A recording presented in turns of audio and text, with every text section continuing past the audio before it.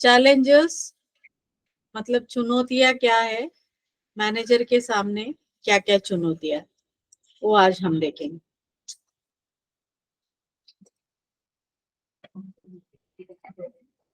देखिए, challenges for managers, जो managers है उसके सामने क्या क्या चैलेंजेस है। एक है रेस्पॉन्डिंग टू द ग्लोबलाइजेशन, मतलब ऐसा नहीं रहा अभी पहले जैसा। मतलब आपके जो भी एम्प्लॉय आ रहा है सेम एरिया से नहीं आते है।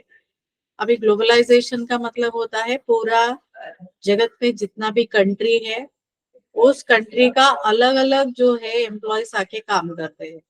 वैसे ही अगर हम अपना लोकल लेवल पे अगर देखते हैं तो ऐसा नहीं है पुणे का पुणे ही का एम्प्लॉय आता है अपने पास, ऐसा नहीं है। अभी क्या है, पूरा महाराष्ट्र का कौन सा भी जिले का एम्प्लॉय आके अपना डीसीसी बैंक में काम कर रहा है। तो उसको एक चैलेंजेस है, एक एक मैनेजर है उनके लिए बहुत चैलेंजेस है, क्योंकि आज का बिजनेस क्या होता है, मार्केट ड्रिवन है, मार्केट जो चाहता है वैसे बिजनेस करना पड़ता है। तो यहाँ पे डिस्टेंस, लोकेशन, क्लाइमेटिक कंडीशन, ये सब यहाँ पे नहीं है।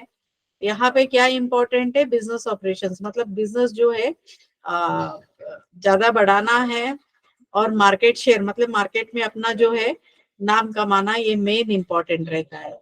इसलिए तो उसके हिसाब से क्या होता है, अपना रिक्रूटमेंट भी होता है। तो अलग अलग जो एम्प्लॉय जो यहाँ पे आ रहा है, तो उस मैनेजर को क्या है, एक चैलेंज है। क्या चैलेंज है, उनका गरज अलग है, एस्पिरेशन अलग है, व्यवहार का अलग है, एटीट्यूड अलग है, और इन सबको जो है क्या करना है, मैनेज उनको करना पड़ेगा।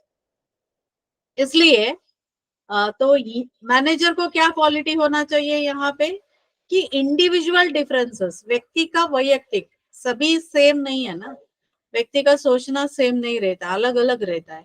तो उसके हिसाब से क्या करना पड़ेगा कि ये हर अलग अलग जो व्यक्ति है इसको कैसे हैंडल करना है, और उनके अंदर टॉलरेंस जो है मैनेजर के अंदर होना चाहिए। तो रेस्पॉन्डिंग द ग्लोबलाइजेशन, ग्लोबलाइजेशन का मतलब क्या है, अपना इधर अगर हम देखते हैं कोऑपरेटिव ऑर्गेनाइजेशन में कि पहला कैसा था, अगर हमारा कैसा देखिए, फॉर एग्जांपल आप सभी जो है डीसीसी बैंक से है, उस्मानाबाद डीसीसी बैंक का जो एम्प्लॉय उस्मानाबाद से ज्यादा रहता था, पुणे का पुणे रहता था, बट आजकल नहीं है। अभी पुणे डीसीसी बैंक में जलगांव से भी है, अमरावती से भी है, अलग अलग जिले से है। तो अलग अलग जिले से मतलब क्या है, उनका कल्चरल डाइवर्सिटी होता है, सांस्कृतिक वे से अलग है, और उनका सोच भी अलग रहता है। तो यहाँ पे यानी अलग अलग जो सोच वाला जो रहेगा, अलग अलग जो एटीट्यूड वाला रहेगा, उनको वैसे मैनेज करना है। तो ये एक चैलेंज है मैनेजर के सामने। दूसरा चैलेंज क्या है, इम्प्रूविंग द पीपल, मतलब लोगों को क्या है, क्या करना पड़ेगा, उसको इम्प्रूव करना पड़ता है। क्या है इम्प्रूविंग द पीपल, अभी टेक्नोलॉजी चेंजेस हो रहा है, स्ट्रक्चरल चेंजेस हो रहा है, एनवायरमेंटल चेंजेस हो रहा है। तो ये सभी जो चीजें हैं, तो ये सभी चेंज होता जा रहा है, और वहां पे क्या करना पड़ेगा, यहाँ पे बहुत सारा स्किल की जरूरत पड़ता है। जो एम्प्लॉयज को क्या है, अलग अलग स्किल की जरूरत है। अभी टेक्नोलॉजी चेंजेस हो रहा है, तो उसके हिसाब से जो भी कौशल्य चाहिए वो कौशल्य को उनको अडॉप्ट करना पड़ेगा। स्ट्रक्चरल चेंजेस मतलब आपका जो ऑर्गेनाइजेशन में जो रचना है उस रचना में चेंजेस होता जा रहा है, तो उसके लिए क्या है, वो सीखने का स्किल जो है उनको होना चाहिए। और वातावरण में भी बहुत सारा चेंजेस होता है, तो ये फास्ट वे से हो रहा है। तो ये जो अपना एम्प्लॉय के अंदर होना चाहिए। इसलिए एक मैनेजर को क्या करना चाहिए कि एक effective performance appraisal and training, मतलब ट्रेनिंग भी होना चाहिए, डिजाइनिंग करना है कि परफॉर्मेंस अप्राइजल का, और साथ में इनबिल्ट ट्रेनिंग भी होना चाहिए। और जैसे एम्प्लॉय अपवर्ड डायरेक्शन में मूव होता है, मतलब जैसे क्लर्क से नेक्स्ट लेवल पे जूनियर ऑफिसर, सीनियर ऑफिसर जैसे मूव होता है, तो उसका एक्सपेक्टेशन भी बढ़ाता हुआ जाता है। और क्या होगा, अलग अलग स्किल उनको, ह्यूमन रिलेशन स्किल बढ़ता है, और कॉन्टेक्चुअल स्किल जो है यहाँ पे बढ़ रहा है। तो ये भी मतलब इसके हिसाब से क्या है, लोगों को इम्प्रूव करना पड़ता है, तो इसलिए भी एक चैलेंजेस है। Then managing the workforce diversity, मतलब वर्कफोर्स मतलब क्या, अपने पास जो है जो भी एम्प्लॉय आ रहा है उनका क्या है, होमोजेनियस ग्रुप नहीं है, अभी क्या है, हेट्रोजीनियस।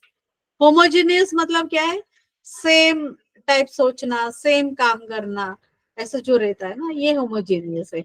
हेट्रोजेनियस मतलब डिफरेंट डिफरेंट टाइप का जो है एजुकेशन क्वालिफिकेशन वाला आता है। सी पहला क्या होता था अपना बैंक में, आप सभी बैंक से है इसलिए मैं एग्जांपल देना चाहूंगी। पहले कैसा होता था बैंक में, यूजुअली अपना इधर कॉमर्स वाला आता था, बैंकिंग मतलब कॉमर्स वाला आता था। बट अभी क्या है, अभी अपना इधर क्या है, इंजीनियरिंग वाला, एमबीए वाला, ये सभी जो है एजुकेशन क्वालिफिकेशन वाला आ रहा है। तो इसलिए क्या हो रहा है, हेट्रोजीनियस जो ग्रुप है, साथ में क्या है, जेंडर देख रहे हैं, फीमेल मेल मेल, पहले कैसा था, male male dominated society and male ज्यादा रहते थे। बट अभी क्या है, जेंडर वाइज क्या हो रहा है, फीमेल भी आ रहे हैं। और अपना इंडिया में रेस तो नहीं है but different community, different caste वाला आ रहा है। तो इसके कारण क्या हो रहा है, वर्कफोर्स में जो है डाइवर्सिटी हम लोग देख रहे हैं। तो ये क्या होना चाहिए कि उनका टैलेंट को कैसे हमें टैप करना पड़ेगा। टैलेंट, हर एक व्यक्ति का टैलेंट अलग अलग रहता है, पोटेंशियलिटी अलग अलग रहता है, तो उसके हिसाब से उनका टैलेंट को कैसे उपयोग कर सकते हैं, और सिनर्जी कैसे बनाना है अपना एम्प्लॉय के अंदर। तो ये चीजें जो है मैनेजिंग द वर्कफोर्स डाइवर्सिटी आता है। और इसलिए मैनेजर को क्या करना पड़ेगा, अपना जो फिलॉसफी यानी थिंकिंग जो है क्या है, बदलना पड़ेगा। क्या बदलना पड़ेगा कि हर एक इंडिविजुअल अलग है और उनका काम करने का तरीका भी अलग है। तो इसलिए एक मैनेजर का काम क्या है कि किसी को डिस्क्रिमिनेट ना करते हुए लोगों को लेके जाना है। और हमारा इधर जो एम्प्लॉय है छोड़ के नहीं जाना चाहिए, रिटेंशन जो है नहीं, जो है वहां पे रहने, ताकि प्रोडक्टिविटी बढ़ा सकते हैं। तो ये एक चैलेंज है। देन तीसरा जो चैलेंज है, एम्पावरिंग द पीपल, मतलब लोगों को एम्पावरमेंट देना, मतलब उनको अधिकार के रूप से ये देना है। तो एम्पावरिंग द मतलब डेलीगेशन ऑफ पावर, रिस्पॉन्सिबिलिटी। हर एक लेवल का एम्प्लॉय को क्या करना चाहिए, उनका रिस्पॉन्सिबिलिटी जो देना है, पावर देना है। फॉर एग्जाम्पल देखिए, delegation of power, empowering the people में क्या आता है, एक ब्रांच है, ब्रांच में जो है कोई व्यक्ति आके आपको पूछ रहा है नहीं, आपका जो जो सबऑर्डिनेट स्टाफ है उनको पूछ रहा है कि मुझे व्हीकल लोन लेना है, आपका रेट ऑफ इंटरेस्ट क्या है। ठीक है, तो उस वक्त अगर वो बोलेगा, आपको हमारा जो मैनेजर आएगा तभी आप आइए और उस वक्त मिलिए, वही बोलेंगे रेट ऑफ इंटरेस्ट। मतलब क्या हुआ, वहां पे डेलीगेशन ऑफ रिस्पॉन्सिबिलिटी आपने किया ही नहीं है, पावर दिया ही नहीं है। कोई भी आता है तो मैं ब्रांच मैनेजर हूँ, मुझे ही पूछना है। अगर आप कुछ बैंक के बारे में या जो भी इंटरेस्ट है नहीं, अपना जो प्रोडक्ट इंटरेस्ट वगैरह रहेगा तो उसके बारे में आपको नहीं बोलना है। पूरा पावर को सेंट्रलाइज किया गया है, तो ऑर्गेनाइजेशन नहीं चलता है। उसके हिसाब से जो भी ऑफिसर है उसको क्या करना पड़ेगा, अपना पावर को डेलीगेशन, रिस्पॉन्सिबिलिटी जो है देना है। इवन सबऑर्डिनेट स्टाफ भी बोल सकते हैं, सिंपल का है, कोई भी कस्टमर आके रेट ऑफ इंटरेस्ट पूछ रहा है तो इमीडिएटली बोलना चाहिए, मतलब उसका बारे में उसको भी नॉलेज होना चाहिए। तो जैसे उनको जो है काम करवाना है, प्रोसीजर्स क्या है, वर्क रिलेटेड प्रॉब्लम को कैसे सॉल्व कर सकते हैं, इसके बारे में एम्पावरिंग एंड रिस्पॉन्सिबिलिटी देना चाहिए। और एक है हर एक सबऑर्डिनेट को एक रिस्पॉन्सिबिलिटी देना चाहिए, मोर रिस्पॉन्सिबिलिटी, एक नहीं तो मोर रिस्पॉन्सिबिलिटी, ताकि जो भी काम है सबऑर्डिनेट स्टाफ करे। और मैनेजर को क्या सीखना है, कंट्रोल ऑफ द एम्प्लॉय, यानी कैसे आप कंट्रोल करेंगे, कैसे करना है, मतलब अप्रोप्रिएट डिसीजन कैसे लोगे अपना काम में, रेस्पॉन्सिबिलिटी लेके अप्रोप्रिएट डिसीजन कैसे लेंगे, ये एम्पावरिंग ऑफ द पीपल में। Then improving the ethical behaviour, ethical मतलब मौल्य जो है, इसको कैसे आप ये करोगे। एथिकल बिहेवियर में देखिए, एथिकल बिहेवियर में दो टाइप का, good ethical behaviour and bad ethical behaviour. तो इसलिए जो एथिकल डिलेमा जो होता है कि गुड एथिकल बिहेवियर, उनको क्लियरली डिफाइन करना पड़ता है। क्लियरली डिफाइन करना पड़ेगा। तो उनको क्या होगा, मैनेजर का काम क्या है यहाँ में, लिखित में गाइड करके तो इस एथिक्स का डायलामा में जाने से मतलब जो एम्प्लॉय चाहता है कि अरे मुझे कौन सा चीज करना है कौन सा नहीं है, तो ये सभी जो चीजें हैं एक मैनेजर को देखना पड़ेगा। और हेल्दी क्लाइमेट जो है उस ऑर्गेनाइजेशन को ये करना है। Then stimulating innovation and change. Organisation में इनोवेशन यानी नया नया चीज करने का, चेंजेस लाने का जो है यहाँ पे है। देखिए इनोवेशन कभी कभी क्या होता है एंड चेंजेस कभी कभी क्या होता है, मेजर स्टम्बलिंग ब्लॉक होने का चांसेस रहता है। तो मैनेजर को क्या करना पड़ेगा, क्रिएटिविटी और नया कुछ ये रहेगा, इनोवेशन होगा, तो उस वक्त उसके बदलाव के कारण जो एम्प्लॉय का इसमें जो बदलाव हो रहा है, तो एक मैनेजर को चैलेंज रहेगा कि इस बदलाव में एम्प्लॉय कैसे रिस्पॉन्ड करेगा। अभी अदर चैलेंजेस, अभी अभी अपना जो है ग्लोबल इकोनॉमी चल रहा है, कंपटीशन चल रहा है, तो इसलिए अदर चैलेंजेस मैनेजर्स के लिए क्या है कि अपना जो भी एम्प्लॉय है उस एम्प्लॉय का कैसे बेस्ट जो है हम ला सकते हो। जो बेस्ट मतलब क्या है, उनका जो क्वालिटी आइडेंटिफाई करना है और उनको जो है उनके अंदर से जो बेस्ट कैसे निकालोगे। ऐसा नहीं है केवल नेगेटिव पॉइंट नहीं निकालना है, उनके अंदर का बेस्ट भी मतलब उससे आइडेंटिफाई करके उस एम्प्लॉय से काम करना है। और एक है dealing with the under performing employees, मतलब कुछ लोग काम ही नहीं करते हैं, उनको कैसे आप डील करोगे, क्या गाली देके, क्या मेमो देके, क्या कुछ मोटिवेशन का बात करके, कैसे, इट डिपेंड कि व्यक्ति कैसा है उसके आधार पर अंडर परफॉर्मिंग एम्प्लॉय को डील करना है। और डीलिंग विद आउटस्टैंडिंग एम्प्लॉय, देखिए जैसे अंडर परफॉर्मेंस का एम्प्लॉय का जितना डिफिकल्ट है, वैसे आउटस्टैंडिंग एम्प्लॉय का मतलब काम बहुत अच्छा करता है उसका भी डिफिकल्ट रहता है। कैसे डिफिकल्ट रहेगा बताएंगे आप कोई भी। अंडर परफॉर्मेंस मतलब काम का न करने वाला व्यक्ति और बहुत ही अच्छा काम करने वाला व्यक्ति, इसको कैसे हैंडल करोगे, क्या डिफिकल्ट है, कौन बोलेगा, तभी आपको समझ में आएगा ना। कौन बोलू शकतो, दराडे बोलू शकता का। अंडर परफॉर्मेंस मतलब वो काम ही नहीं कर रहा है, कौन सा भी काम दे दो वो नहीं करता है, तो उसको कैसे डील करोगे आप, उसको कैसे आप हैंडल करोगे। और कौन बोलेगा, सुनील गायकवाड़, रोहन शेलके, बोला कैसे डील करोगे, बोलिए।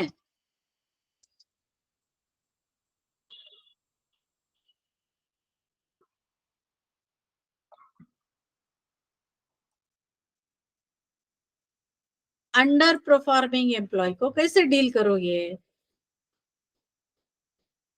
हम्म, गायकवाड साहेब बोला।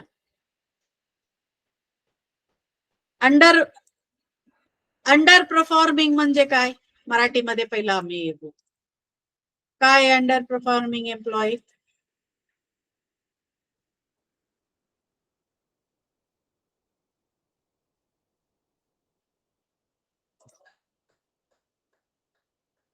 कमी कामगिरी करणारे कर्मचारी, कमी कामगिरी करणारे कर्मचारी, इनको कैसे हैंडल करोगे। हाँ? अभी देखिए अंडर काम मतलब काम करने वाला व्यक्ति से क्या हो सकता है, इससे क्या हो सकता है ऑर्गेनाइजेशन के लिए, ऑर्गेनाइजेशन के लिए प्रोडक्टिविटी कम हो जाएगा। और यहाँ पे जो है बहुत सारा प्रॉब्लम हो सकता है। क्या क्या प्रॉब्लम हो सकता है, क्वालिटी ऑफ वर्क निकलेगा नहीं है। और ए अंडर परफॉर्मिंग एम्प्लॉय क्यों है, क्योंकि उनको स्किल नहीं है, उनका एक्सपेक्टेशन क्या है कि अनक्लियर है, जॉब डिससेटिस्फैक्शन है, और जो ऑर्गेनाइजेशन है उस ऑर्गेनाइजेशन का कल्चर बिल्कुल अच्छा नहीं है। मतलब वर्क स्टाइल है या वैल्यूज है, बिल्कुल नहीं है। और वर्क एनवायरनमेंट जो है बहुत तनावपूर्ण है, तो उस वक्त भी अंडर परफॉर्मिंग होता है। और जो एम्प्लॉय को ट्रेनिंग और डेवलपमेंट होना चाहिए बट नहीं है। और ऑन बोर्डिंग का मतलब क्या है, जैसे एम्प्लॉय को क्या किया है, रिक्रूटमेंट किया है, तो उस वक्त प्रॉपर ट्रेनिंग नहीं दिया है। और शायद हो सकता है सम परसेंटेज पर्सनल इशू हो सकता है। तो ये अंडर परफॉर्मिंग एम्प्लॉय का कारण है। तो इसको कैसे डील करोगे, कैसे डील कर सकते हो? पहला क्या करना पड़ेगा आपको, एज अ मैनेजर उनका प्रॉब्लम क्या है वो आइडेंटिफाई करना पड़ेगा। एज अ मैनेजर उनका प्रॉब्लम क्या है उसका आइडेंटिफाई करना पड़ता है। मीटिंग वगैरह बुलाना पड़ेगा, क्यों, किस लिए आपका अंडर परफॉर्मेंस है, तो पूछना है कारण क्या है। तो और बाद में जॉब एक्सपेक्टेशन को, उनका जॉब का जो एक्सपेक्टेशन है उसको देखना पड़ेगा। एम्प्लॉय एक्सपेक्टेशन को मैनेज करना पड़ेगा। देन दोनों मिलके, जो अंडर परफॉर्म एम्प्लॉय एंड आप मैनेजर है, दोनों मिलके प्लान करना पड़ेगा। और साथ में फीडबैक जो है लेना है। और रिकॉग्नाइजिंग द प्रोग्रेस है, परफॉर्मेंस कोचिंग होना चाहिए, फीडबैक देना चाहिए किया और डॉक्यूमेंटेशन, कुछ डॉक्यूमेंटेशन करना चाहिए। अगर परफॉर्मेंस क्या होगा, इम्प्रूव नहीं होगा, मतलब इतना होने के बाद भी नहीं हो रहा है, तो आप टर्मिनेशन कर सकते हो, रीअसाइनमेंट दे सकते हो। और अंडर परफॉर्म एम्प्लॉय को क्या है हैंडल करना है, तो हेल्दी वर्क लाइफ बैलेंस जो है यहाँ पे आइडेंटिफाई करना पड़ेगा। ये हो गया अंडर परफॉर्मेंस एम्प्लॉय। अभी हम बात कर रहे हैं क्या है, dealing with the outstanding employees. Outstanding employee म्हणजे काय, जो बहुत अच्छा काम कर रहा है, जो बहुत अच्छा काम कर रहा है, उनको कैसे डील करोगे?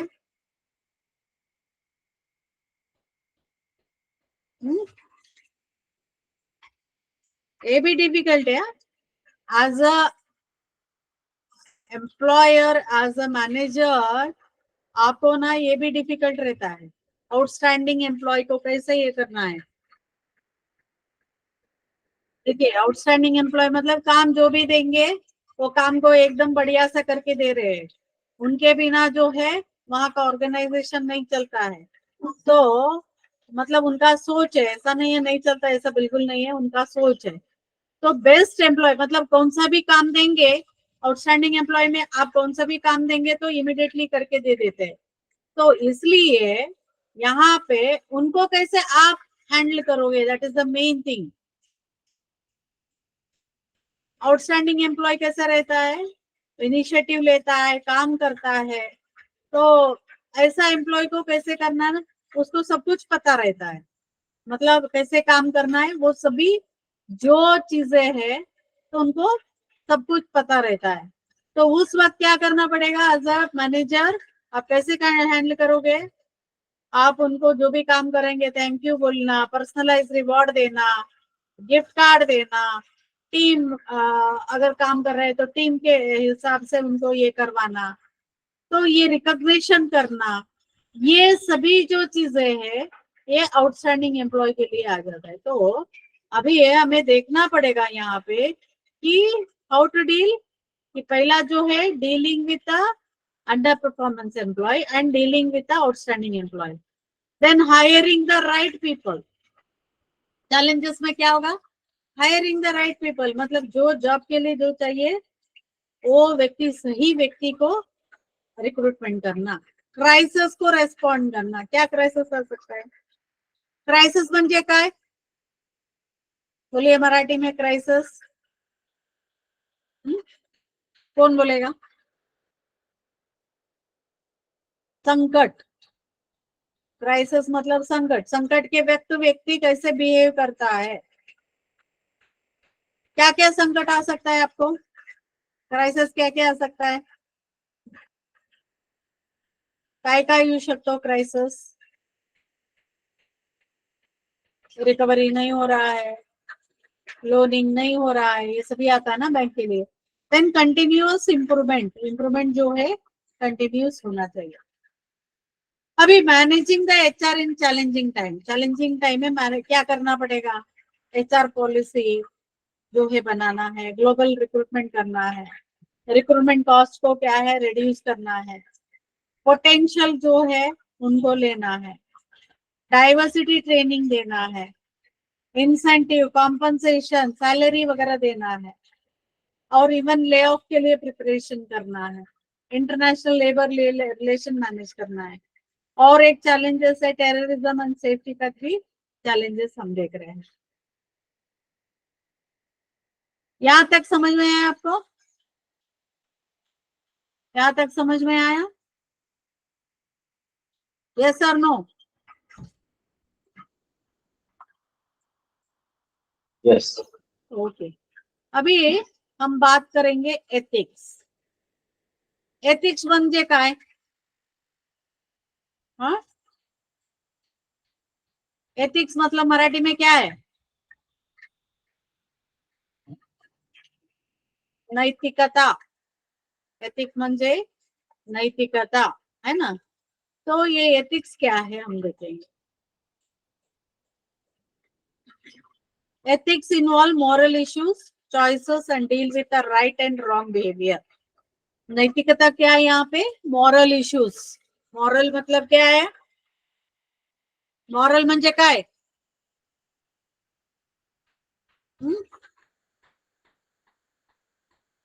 मॉरल म्हणजे काय बताइए? मॉरल वो भी नैतिक है ना? मॉरल म्हणजे नैतिक है। तो रॉन्ग एंड जो चॉइसेस है यहाँ पे, कौन सा चीज सही है, कौन सा चीज जो है राइट है, इसको क्या है चॉइसेस करना है। अगर दूसरा शब्द में अगर देखते हैं एथिक्स का मतलब क्या होता है, ये देखिए पर्सन बिहेवियर, व्यक्ति का वैयक्तिक बिहेवियर है कि वो कैसे एक्टिविटी को कंडक्ट करता है। जैसे हम हमेशा बोलते हैं ना, ये मेरा नैतिकता में बैठता नहीं है, एथिक्स में बैठता नहीं है। मतलब क्या है कि झूठ नहीं बोलना एथिक्स ना, टाइम पे आना एथिक्स है, जो टारगेट दिया है वो टारगेट पूरा करना एथिक्स है, और जो हमारा जो ऑफिस में या बैंक में जो है लोगों के साथ अच्छा व्यवहार करना क्या है एथिक्स है। तो ये सभी जो है एथिक्स में आ जाता है। बिजनेस में क्या एथिक्स है, वर्क प्लेस में क्या एथिक्स है, मॉरल कोड ऑफ कंडक्ट रहेगा कि हर एक एम्प्लॉय हर एक को रिस्पेक्ट देना चाहिए, और कौन सा चीज सही है कौन सा चीज गलत है, जब डिसीजन मेकिंग में लेने के वक्त देखना है, ये आता है। एथिकल बिहेवियर, ऑर्गेनाइजेशन में एथिकल बिहेवियर क्या है कि एक ह्यूमन नीड्स है, बेसिक ह्यूमन नीड्स है। यहाँ पे जो है वैल्यू क्रिएट यानी मूल्य क्रिएट होता है, और वैल्यू क्या होगा, मैनेजमेंट क्रेडिबिलिटी को बढ़ाता है, बेटर डिसीजन मेकिंग में मदद आता है। और एथिक्स में क्या, ethics and profit go together, मतलब एक प्रॉफिट कमाना है तो कैसे भी नहीं है, थ्रू एथिक्स यानी नैतिकता का द्वारा करना है हमें। और देखिए बहुत सारा जो है लॉ यानी कानून जो है प्रोटेक्ट नहीं करता है समाज को।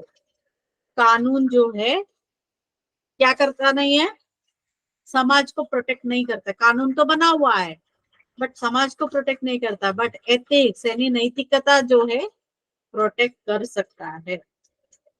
टाइप्स ऑफ एथिक्स में दो टाइप का है, एक है डिस्क्रिप्टिव एथिक्स, दूसरा जो है नॉर्मेटिव एथिक्स, और तीसरा जो है इंटरपर्सनल एथिक्स।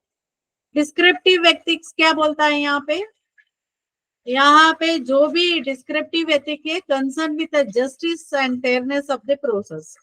डिस्क्रिप्टिव एथिक क्या होता है, कंसर्न मतलब किसके बारे में है, ये जस्टिस के बारे में, फेयरनेस के मतलब ऑल इक्वल करके, और साथ में प्रोसेस का डिस्क्रिप्टिव एथिक्स है। नॉर्मेटिव एथिक्स क्या है, डिसीजन मेकिंग प्रोसेस में आता है, ये and any decision making process का एंड रिजल्ट आता है यहाँ पे, और ये फेयरनेस के द्वारा होता है। इंटरपर्सनल एथिक्स किसके बारे में है यहाँ पे, यहाँ पे जो भी रिलेशनशिप है between the superior and subordinate के साथ में, देखिए इसलिए क्या होगा, सब मैनेजर अगर उसका अनएथिकल प्रैक्टिसेस रहेगा तो उस वक्त क्या होगा, उसका इम्प्लीकेशन जो है अलग होने का हो सकता है। जैसे एम्प्लॉय एम्प्लॉय का रिलेशनशिप में अभी देखिए इन इंडिया से भी मिनिस्ट्री ऑफ कॉर्पोरेट अफेयर्स की बहुत सारा जो है फ्रेमवर्क डाला है कॉर्पोरेट कंडक्ट के लिए, मतलब ये एथिकल बिहेवियर है। Uncivil behaviour today in workplace, मतलब अनसिविल बिहेवियर क्या है वर्कप्लेस में, एक है illegal behaviour, abusive behaviour, unwelcoming behaviour होता है, अनप्रोफेशनल और रूड बिहेवियर भी हो सकता है। अनएथिकल बिहेवियर के कारण क्या आउटकम हो सकता है, अनएथिकल बिहेवियर अगर रहेगा तो उसका रिजल्ट क्या आ सकता है, एफिशिएंसी कम होगा, प्रोडक्टिविटी कम हो सकता है, विश्वास नहीं हो सकता है, मूल्य को मानते नहीं है, और जो काम करने में क्या है रिड्यूस्ड एंगेजमेंट रहेगा, डिस्ट्रप्शन बहुत रहेगा, ब्रांड इमेज खत्म हो जाएगा, टर्नओवर मतलब एम्प्लॉय क्या है, बहुत सारा एम्प्लॉय छोड़ के जाने का चांसेस है, और बहुत सारा जो कानून का केस क्लेम वगैरह जो है क्या होगा यहाँ पे ज्यादा से ज्यादा रहता है। तो ये outcome of the unethical behaviour है। एथिकल लीडरशिप के बारे में बात करेंगे अभी। एथिकल लीडरशिप क्या है, देखिए एथिकल लीडरशिप मीन्स क्या है, जो नैतिकता को लेते हुए एथिकल डिसीजन यानी नैतिकता का निर्धार देने वाला और सिचुएशन को हैंडल करने वाला जो है वो एथिकल लीडर है। कि एथिकल पर्सपेक्टिव के आधार पर लीडरशिप गाइडेंस सबऑर्डिनेट को मिलता है, जॉब रिस्पॉन्सिबिलिटी ये होता है। और एथिकल लीडरशिप क्या होगा, किसकी ये मदद है, नैतिकता का डिसीजन लेने में एथिकल लीडर का रोल बहुत है। Importance of ethical leadership, ethical leadership का क्या इम्पोर्टेंस है कि जैसे जो भी है रिटर्न लेना है, मतलब जो भी हम काम कर रहे हैं रिटर्न लेना है, बेनिफिट जिसके कारण अपना जो है बिजनेस बढ़ा सकते हो, और मोस्ट ऑफ दी जो भी रहेगा एथिक्स एंड मॉरल प्रिंसिपल के आधार पर चलना है। तो यहाँ पे मैनेजर को क्या है, about situation and ethical is not only important but also crucial in business also. और डे टू डे वर्किंग में ईच अदर एम्प्लॉय को ये जो है एथिकल बिहेवियर इंटीग्रेशन होता है। Diversity, element of the diversity मतलब अलग अलग, डायव्हर्सिटी मतलब क्या है, डायव्हर्सिटी म्हणजे काय बोलू शकता का कोणी,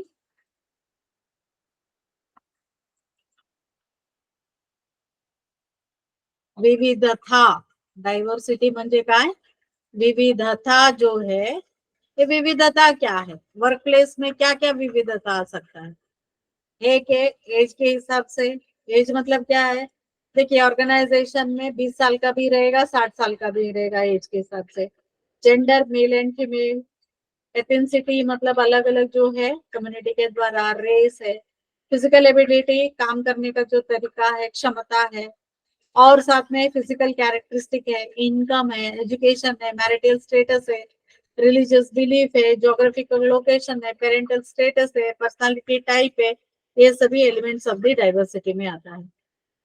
अगर डाइवर्सिटी यानी विविध प्रकार का जो एम्प्लॉयज रहेंगे तो उसका क्या बेनिफिट है, कस्टमर सर्विस को इम्प्रूव हो सकता है, क्योंकि वो सेम जो कम्युनिटी के रहेंगे या उनको प्रॉपरली जो है कम्युनिकेट कर सकते हैं बिकॉज ऑफ देयर बैकग्राउंड, और the community is also more likely to identify with relative company या लेवल ऑफ डाइवर्सिटी है।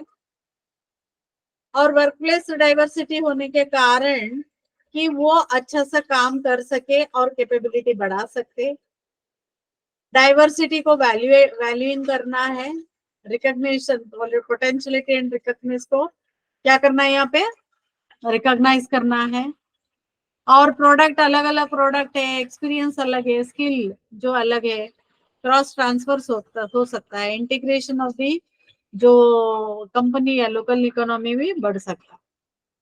बैरियर्स क्या है इसके लिए कि limiting the area of consideration है, और डाइवर्सिटी जो है सीनियर रैंक्स में नहीं है, सर्टेन पोजीशन में कैटेगराइजेशन कर सकते हो, और सेम सोर्स से रिक्रूटमेंट करते हो तो उसका भी, grooming and developing only 1%, pre selection होता है, तो ये सभी बैरियर्स है। तो ये जो डाइवर्सिटी को कैसे मैनेज करोगे आप, प्लानिंग इम्प्लीमेंटिंग करके बहुत सारा लोगों का, जो भी अलग अलग जो लोग है उनका क्या करना पड़ेगा, यहाँ पे जो है उनको मैनेज करना पड़ता है। How to manage the diversity, diversity को कैसे मैनेज करोगे? पहला स्टेप है secure the top management commitment. Top जो भी मैनेजमेंट है उनका कमिटमेंट लेना है, अल्टरनेटिव वर्क अरेंजमेंट करना पड़ेगा, इंक्रीज द डाइवर्सिटी स्किल है, ऑर्गेनाइजेशनल असेसमेंट है, अट्रैक्टिंग द एम्प्लॉयज है, और फैमिली नीड और वर्क नीड को अकोमोडेट करना। यहां तक समझ में आया आप लोगों को? यहां तक समझ में आया?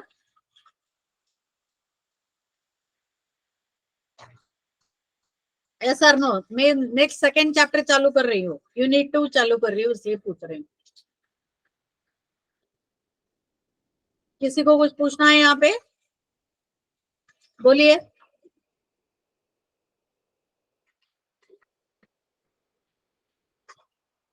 यहाँ पे किसी को कुछ क्वेश्चन है क्या?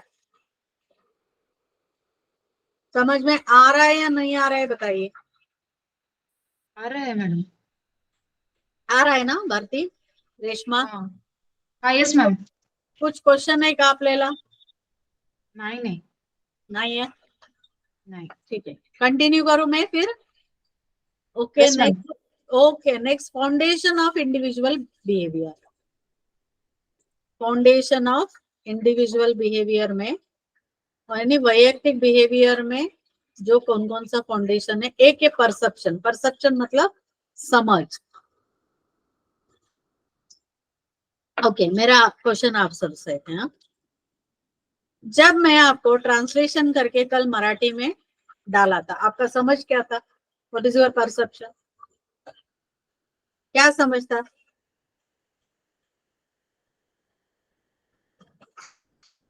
यस, महेश, रेशमा, रोहन, विशाल, बोला। जब मैंने आपको कल क्या किया, मैंने आपको कल ट्रांसलेशन अनुवादिनी के द्वारा मैंने दिया, तो आपको क्या समझ आला, मतलब व्हाट इज योर परसेप्शन? समझ, परसेप्शन मराठी का मीनिंग होता है समझ, क्या समझ आया बताइए? रेशमा तुम्हाला काय समजलं? तुम्ही काय समजलं? बोला.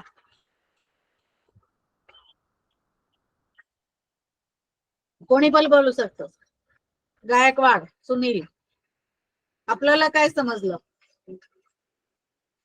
मैडम क्यों डाला ट्रांसलेशन करके, किस कारण के लिए डाला है?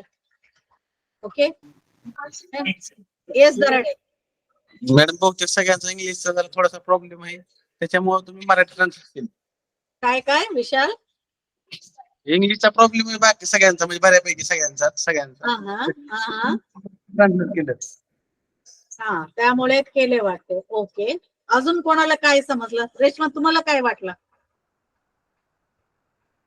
हा ना, ते दराडे सर बोलल्यासारखाच इंग्लिशचा थोडा प्रॉब्लेम असल्यामुळे पण ते भाषा समजते, त्याचं ट्रान्सलेट व्यवस्थित झालंय ना, त्यामुळे मग आम्ही पण इथून पुढे अनुवादिनीमधूनच करू.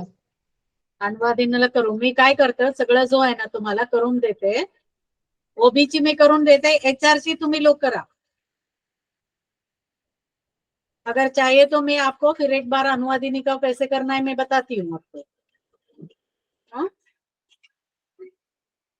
लास्ट 5 मिनट में लेती हूँ अनुवादिनी में कैसे करना है, एचआर का आप लोग करो, मैं ओबी का करके दूंगी. ठीक है, देखिए हम यहाँ पे बात कर रहे हैं कौन सा चीज है, समझ, perception. Process of the perception, ये क्या है, प्रक्रिया है। परसेप्शन का प्रक्रिया अगर लेते हैं, यहाँ पे जो इंफॉर्मेशन आता है उस इंफॉर्मेशन को, the process of organising and interpreting the information enabling us to recognize the meaningful objects and events। जो भी अपने पास आ रहा है, यहाँ पे क्या करना है अपने को, एक प्रोसेस है। इस प्रोसेस में हम क्या कर रहे हैं, ऑर्गेनाइजिंग एंड इंटरप्रेटिंग इंफॉर्मेशन। जो भी यहाँ पे आप पिक्चर देख रहे हैं ना, बिल्ली क्या कर रहा है, आईने में देख रहा है, तो आईने में उसको क्या दिख रहा है, लायन। आईने में उसको क्या दिख रहा है, लायन दिख रहा है, सिंह दिख रहा है। क्या बिल्ली सिंह है क्या, नहीं है। वो उसका परसेप्शन है, अपने आप को क्या सोच रहा है, लायन जैसा फीलिंग है। मतलब यहाँ पे ये है परसेप्शन, ऐसा ये प्रक्रिया है। जब इंफॉर्मेशन मिलता है तो इंफॉर्मेशन मिलने के बाद उसका अर्थ को आप कैसे समझते हो, इवेंट्स को कैसे आप यानी जैसा है वैसा समझते हो या अलग। परसेप्शन अगर अलग रहेगा तो काम करने का तरीका भी वैसे ही हो सकता है। इसलिए इंडिविजुअल बिहेवियर यानी वैयक्तिक का जो बिहेवियर है उसमें परसेप्शन जो है बहुत ही महत्वपूर्ण रोल निभाता है। इसका डेफिनेशन अगर देखेंगे, perception is the process of receiving information about the making sense of the world around us। मतलब जो इंफॉर्मेशन मिलता है उसको आप कैसे समझ रहे हो। यहाँ पे it involves what it involves, deciding which information to notice, how to categorize this information and how to interpret it within the frame of our existing knowledge। जो हमारा जो है एग्जिस्टिंग नॉलेज को कैसे आप इंटरप्रिटेशन कर सकते हो।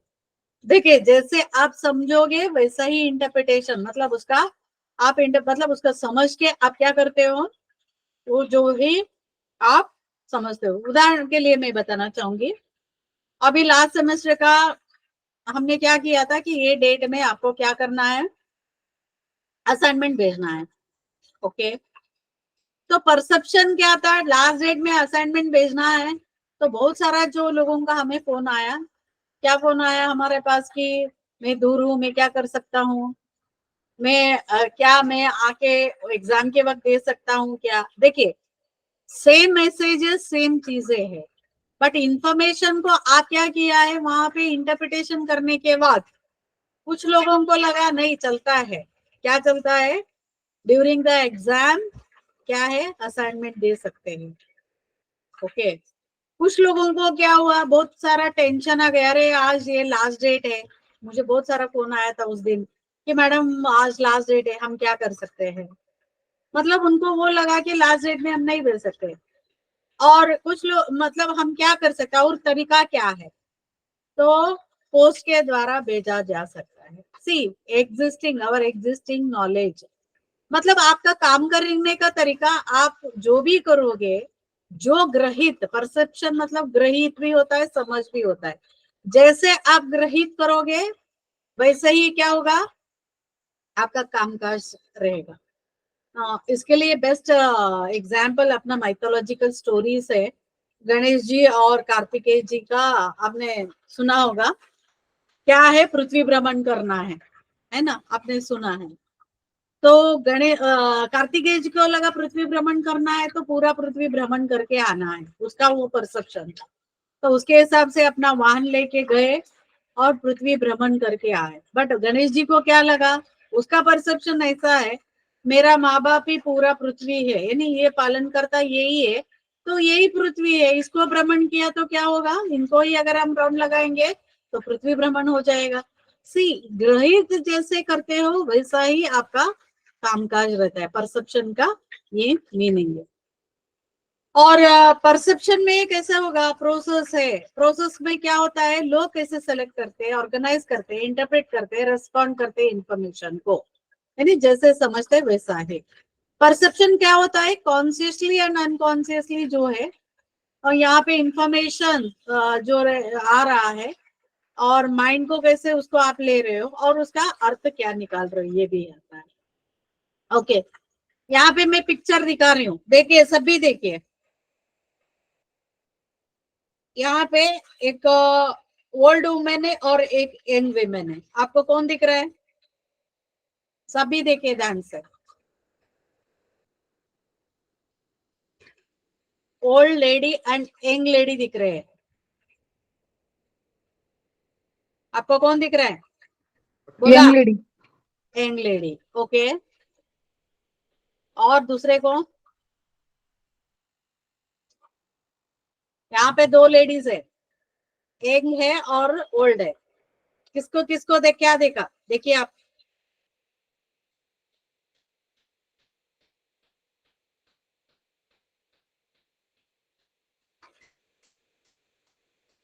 देखा क्या? विशाल आपको क्या देखा? विशाल दरड़े,